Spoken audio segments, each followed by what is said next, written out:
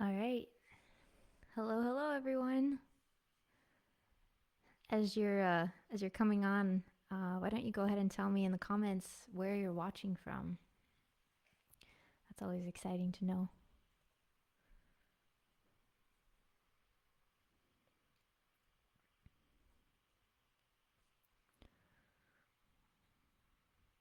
Hope you all are doing good tonight. For me, it's tonight.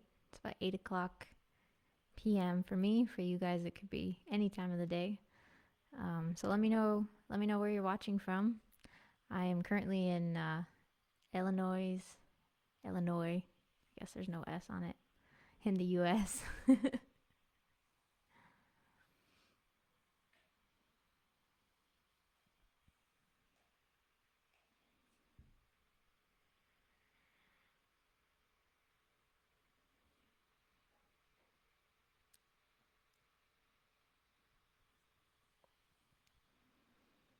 Thanks so much for joining, everybody.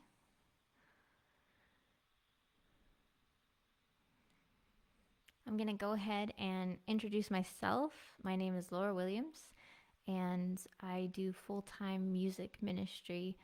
Um, I've been doing full time music ministry for about 10 years now, and my husband and I have been doing it together for about 5 years. And my husband runs a media ministry on the side as well. So we travel full time, doing concerts, doing music for different events. We go to churches all over the country, um, do TV stations, conventions, hospitals, prisons, wherever we can share. And right now, we're actually currently on well, I thought it was a 7 month tour, but we're 3 months in and it's still 7 months to go. So it's actually about a 10-month tour that we're doing right now. We started at the end of August and it's going to be going until about the middle of June. And so we're just on the road the entire time. And so far, it's been a great, great adventure. Lots of experiences, lots of adventures. It's been amazing. But I just want to welcome you all. Uh, the topic of this devotional is He brings peace. And what I'd like to do just for the next few minutes is actually share with you um, some stories of my own experiences doing ministry, how God has shown me that I can have peace no matter how stressful the circumstances, no matter how uh, I may think that I don't have the answers. I'm sure all of us can relate to being in a situation like that. And so I want to share some stories with you of just how God has worked in my life, the things that He's done. And the first thing I want to share with you is actually where it all started for me, where God really started teaching me the lesson of trust and showing me that I can have peace no matter what's happening. And I want to start by reading a verse that says, it's in John 14:27. It says, "My peace I give to you, not as the world gives, give I unto you. Let not your heart be troubled, neither let it be afraid." Now, that's a verse that I'm sure many of us have heard many times, but it really becomes real in those moments where you don't know what to do next. And it's so easy for fear to start coming up. It's so easy for fear to take hold. And I don't think I need to tell you that we are living in a world that is full of fear, full of chaos. There's not much peace around us. And so it is so nice, it is so comforting to know that we have these promises that we can claim where Christ has said, "Don't be afraid. I will give you my peace." And we can claim those promises and know 100% that He is faithful.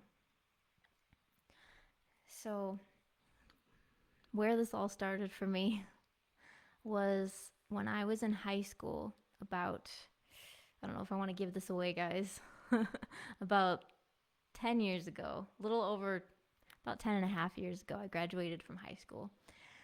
And during my time there, I went to a school that was a boarding school in British Columbia. And this school was known for their music. They have a large choir, a large orchestra. They travel all over the world. And so I got to go to this school for 4 years, and it was an incredible experience. I really was able to gain a foundation at this school for music. And at the time, I had no idea, that I would be doing full time music ministry as soon as I graduated. I had no idea that was God's plan for me, but He did know. And He had to teach me some things beforehand that I had to learn before I could start doing full time ministry. So, my junior year at this school, I was given 2 solos, and I was so excited because I worked so hard for this the first 2 years there. I could not wait to have my first solo, and I was so excited when the time finally came. And every year in December, we have what's called the Cali Tour, which is 2.5 weeks of Christmas concerts all up and down the west coast of the US.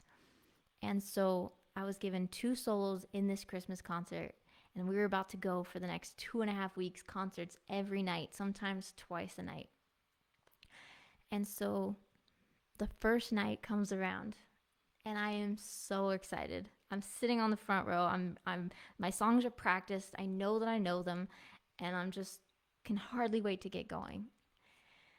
And I'm sitting there, and 10 minutes before this first concert, all of a sudden my voice just completely disappears. It's gone. And to say that I panicked would be a bit of an understatement, because I definitely panicked. And I had no idea what was going on. And so I tried to find a solution, tried to find a backup, somebody that could fill in for me. But there wasn't anybody. And so I find myself on the stage, and my mind is just in a panic. And the orchestra starts playing my song. And I'm so thankful that I had the presence of mind to start praying. And I started praying as that intro was going, and intros are not very long. So I was praying like, Lord, I don't know what's happening, but please give me my voice back. And as soon as I opened my mouth to sing, all of a sudden my voice came back. Everything was fine. So after the concert, I thought to myself, well, that was weird, but it's not going to happen again.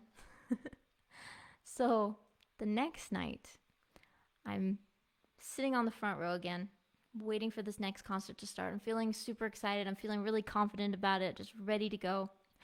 I don't know if any of you have picked up on yet what the problem could be, but since I can't hear you all, I'm just going to go ahead and tell you the key word that I'm going for here is confident or self-confident, because that's how I was feeling. And so what do you think happens 10 minutes before the concert starts? My voice completely disappears. Just gone. I couldn't sing, couldn't talk, nothing. And so I panicked again. But again, I found myself on the stage, orchestra's playing, and I started praying again. I was like, Lord, please give me my voice back. I don't know what's going on.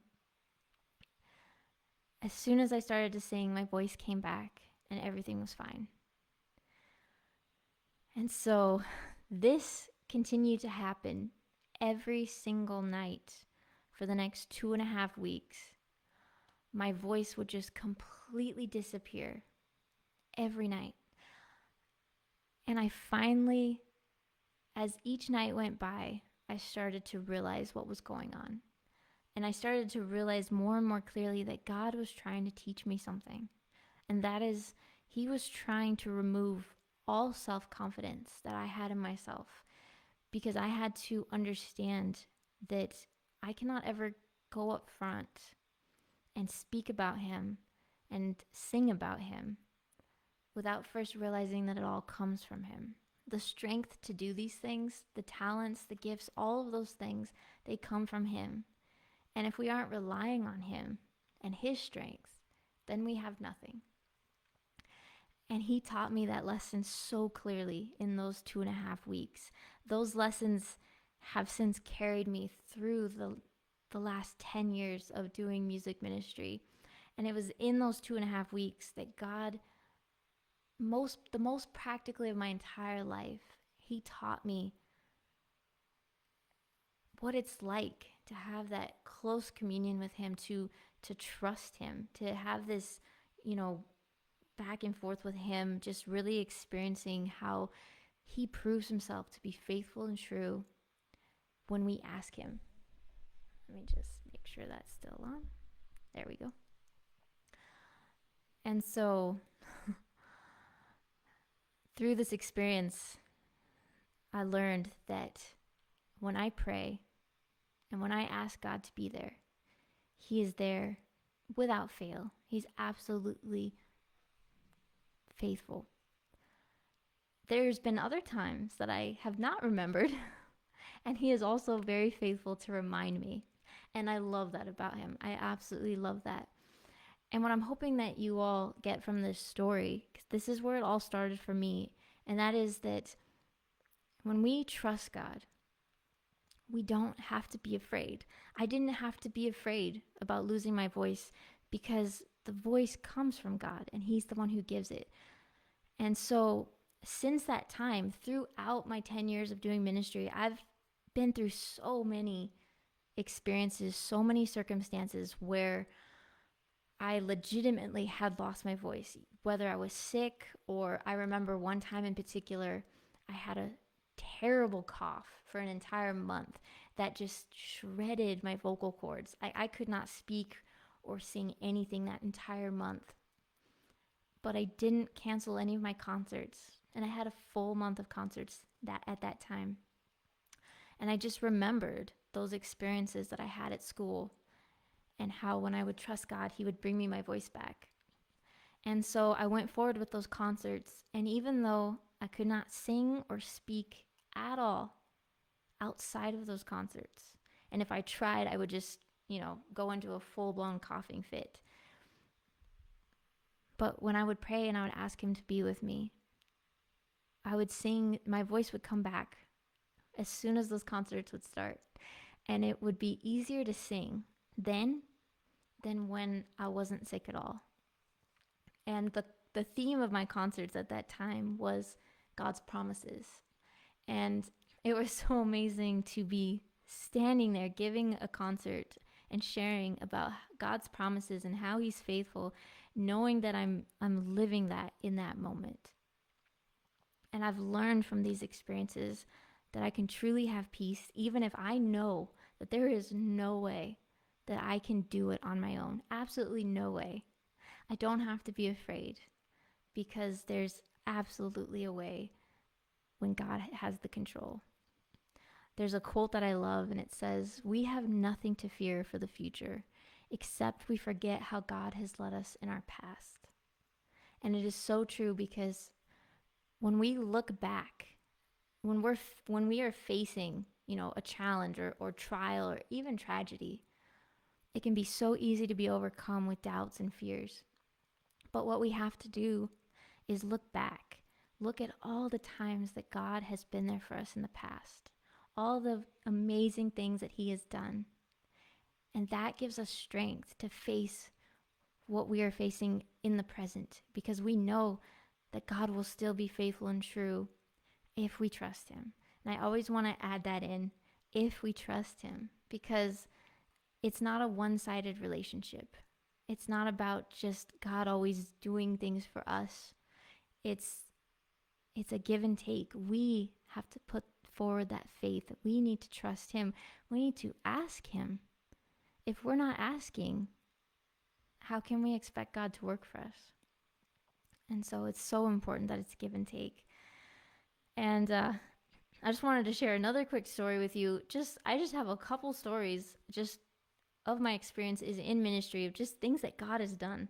And I wish I could share them all with you, but we would be here the rest of the night. There are so many stories. The hardest part for me is actually figuring out which ones to tell and what to leave out. I hate to leave things out, but there's just so much. And every single time I share, and I do concerts every weekend and sometimes multiple times throughout the week, but every single time there's more to share.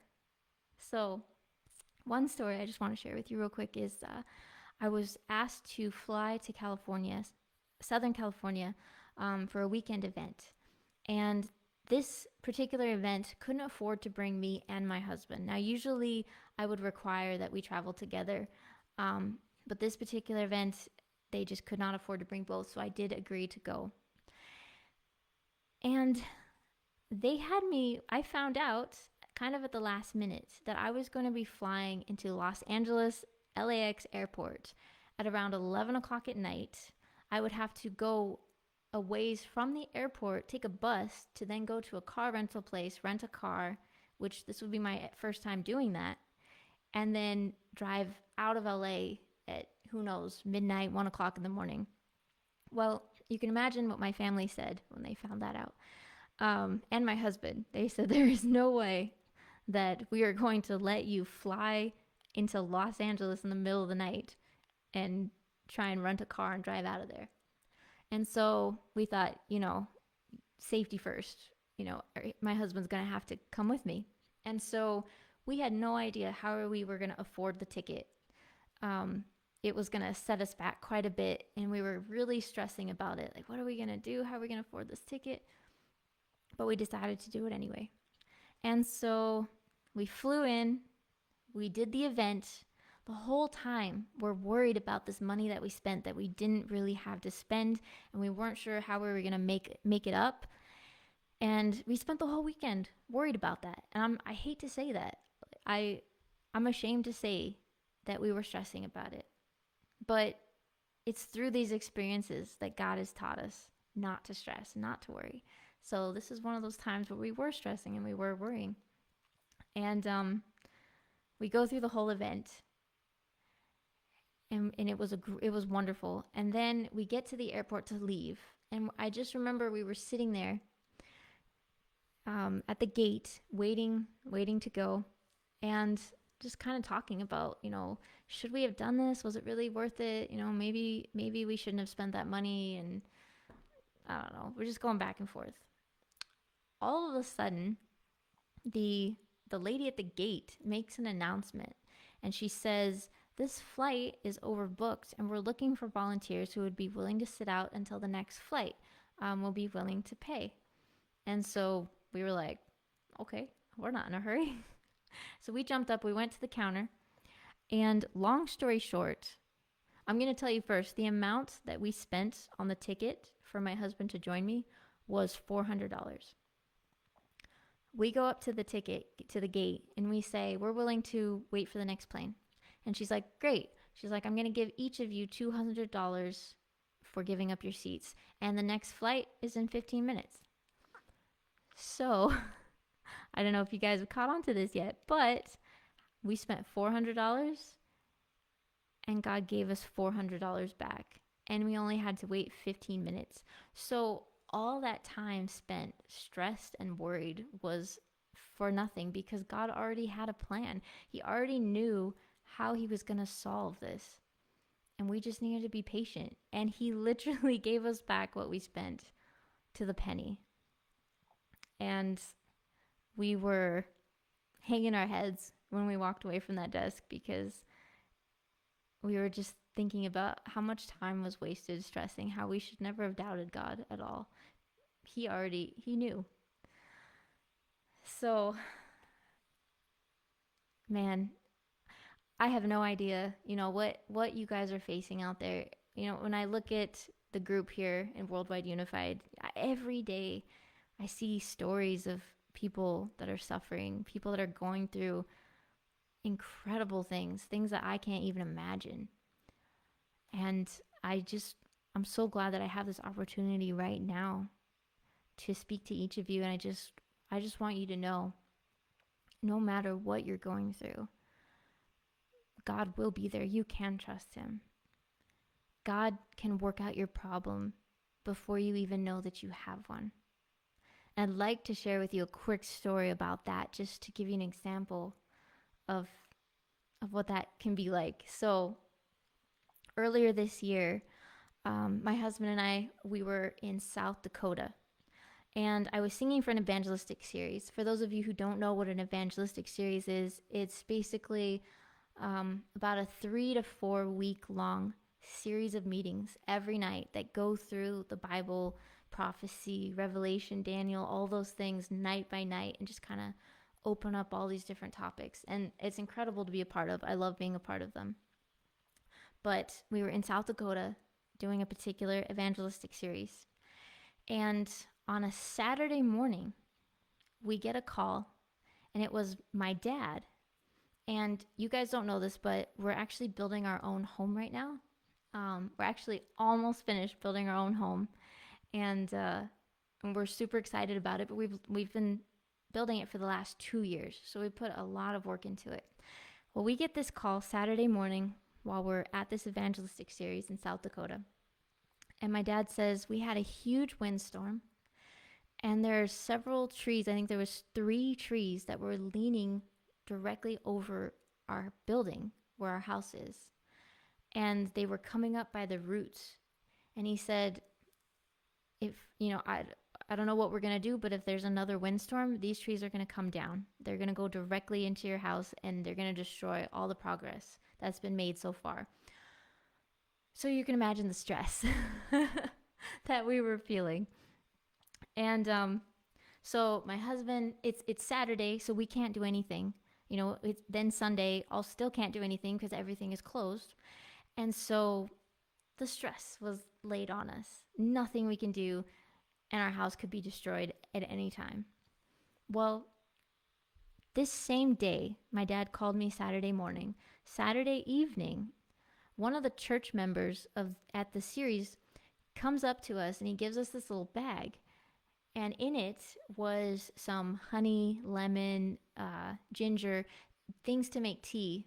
Vocalists and speakers will know that if you can drink this tea, it's so good for your voice. And so he gave us these things to help us out with our voices. Didn't think anything of it. We put it in the fridge. And there it stayed for several days. Well, finally, Monday rolls around. My husband starts calling every place in our area that deals with lumber and cutting down trees. He called everybody. Most places were out of business. Most places didn't answer. The ones that did answer, they said that it could be 3 to 4 weeks before they could even come out and look. And so we were just so worried about what was going to happen. And the whole time we were just praying. My husband especially was just praying constantly that God would work something out.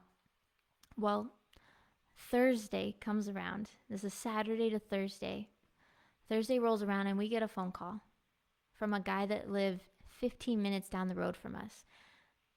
How this man came to call us is an even bigger part of the story. So I'm going to go back before South Dakota. 3 weeks before South Dakota, we were doing another evangelistic series in Northern California. During that series, I did a concert in a nearby town. At this concert, I met a friend of mine who was a piano student of my mom years ago when he was little, when we were both little kids. And so we're like, whoa, what are you doing here? So we catch up, and he starts to tell us where he lives. And we're like, well, that's interesting because that's also where we live. What street are you on? And come to find out, he's literally 15 minutes down the road from us. Now, the odds of something like this happening in a completely different state that we meet our neighbor that's right down the road. Well, he starts to tell us about the family business. His dad owns a business where he cuts lumber and he deals with troublesome trees that need to be taken out, things like that. Well, naturally, we didn't think anything of it. Oh, that's cool. That's great. It's good to know. Well, now fast forward. We get a phone call. It's this guy's dad who owns the lumber company. He calls us and he's like, I hear you guys have some problems with the trees. And we said, yes, we need some help. And he's like, I'll come out right now. And so he comes out and he looks at the trees and he's like, yep. He says, you definitely have 3 trees that if there's another windstorm, your house is gone. They have to come down now. And you also have about 18 other trees that are a problem. Well, I did some research to see what it cost to cut down trees, and from the cost that the people we had talked to had given us, it was about $300 to $1,000 per tree. So to pay for something like that for 21 trees or so, we're gonna have to sell our house to be able to pay for this. And so, anyways, we were like, okay, well, I don't know how we're gonna do this, but we'd like to hear your quote. Well, the day before this, we had pulled that bag. You remember that bag I told you about from the church member? We pulled that bag out of the fridge to make tea, and at the very bottom, there was an envelope. And in that envelope was a donation, and it was a donation that was meant for our ministry as well as the evangelist who was doing the series. And so we were blown away, but we kind of just laughed about it because it literally sat in the fridge for days. And so we thought it was funny. Well, now this next day, he gives us the quote, and he says, I'm going to come tomorrow, and I'm going to cut down these trees for you, and here's what I'm going to charge you. And I'm not exaggerating, guys. The amount that he quoted us to the dollar was the exact amount that was donated to us, that we found in that envelope, in that bag. And I want you to see how this comes full circle, okay? We meet an old friend in a completely different state 3 weeks before, who happens to have a lumber company. We get the call that we have a problem, and on that very day, we are handed the answer to that problem, a donation that is the exact amount that we are then quoted that this is going to cost us. Do you see how God works things out so perfectly? He had already solved this problem before we knew we had it. And just as a little side note, the other portion of that donation that was given to the evangelist, it covered the exact amount that he needed for a freak accident that happened at his ministry headquarters that very week. His part covered that accident to the dollar as well. And so I'm telling you this story because I want you to see that God sees the big picture. We don't have to be afraid. We don't have to worry. He knows. I've said this several times already, but I want to emphasize it. He can solve our problems before we know we have them. I want to read a Bible verse to you guys just real quick. And again, this might be one that you've heard many times, but I really want you to stop and think about it. It's Isaiah 26:3. It says, "You will keep him in perfect peace, whose mind is stayed on you, because he trusts in you." Isn't that so incredible? In perfect peace. That means that when trials come, and I know you guys are facing some incredibly difficult stuff. The world is facing incredibly difficult stuff every single day. Just tragedies and trials that are incomprehensible. But yet God still says, I will keep him in perfect peace. And he means that. We just need to trust him enough to let him work. We need to ask him the moment that trial rises, the moment those doubts start coming in. Don't even let them come to the surface. Just claim promises like that and say, God, I know that I don't need to worry right now because I know that you have the answers. And remember, again, this is not a one-way relationship. It does require faith. It does require prayer and communion and knowing God. We have to know God. We have to spend that time with him. It's no different than any other relationship. You can't have a marriage, you can't have a friendship if it's all expecting everything from one person without being willing to give. It doesn't work that way. We have to spend time with God to know God. And the more that we do that, the more we find true peace through every circumstance.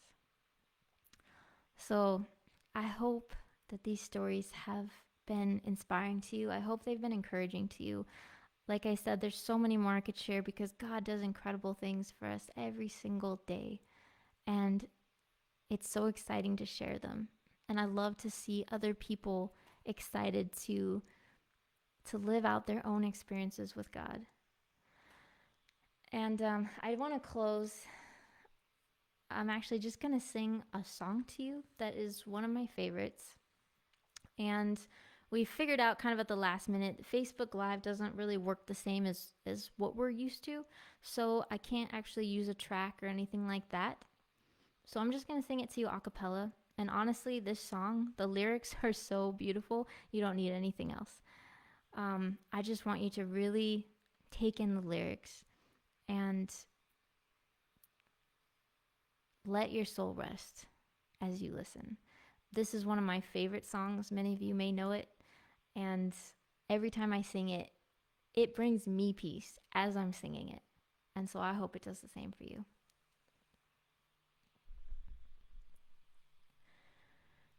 Jesus' love is like a river flowing gently through my soul, and the grace that it delivers makes me peaceful, makes me whole.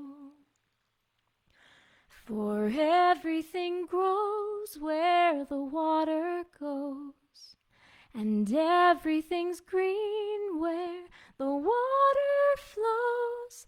Jesus' love is like a river flowing gently through my soul.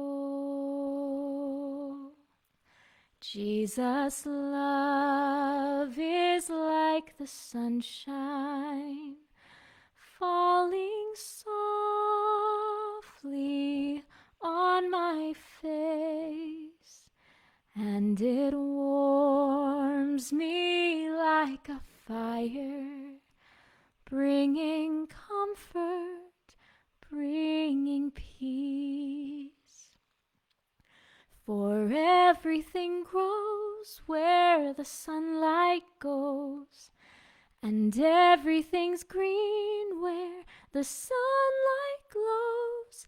Jesus' love is like the sunshine falling softly on my face. Jesus' love is like a lighthouse when the storms of life appear, like a beacon in the distance, always steady, always clear. And those who will go where the lighthouse glows are warmed by his spirit and find repose. Jesus' love is like a lighthouse when the storms of life appear. Jesus' love is like a river, like the sunshine on my face. Jesus' love is like a lighthouse leading to his peaceful place.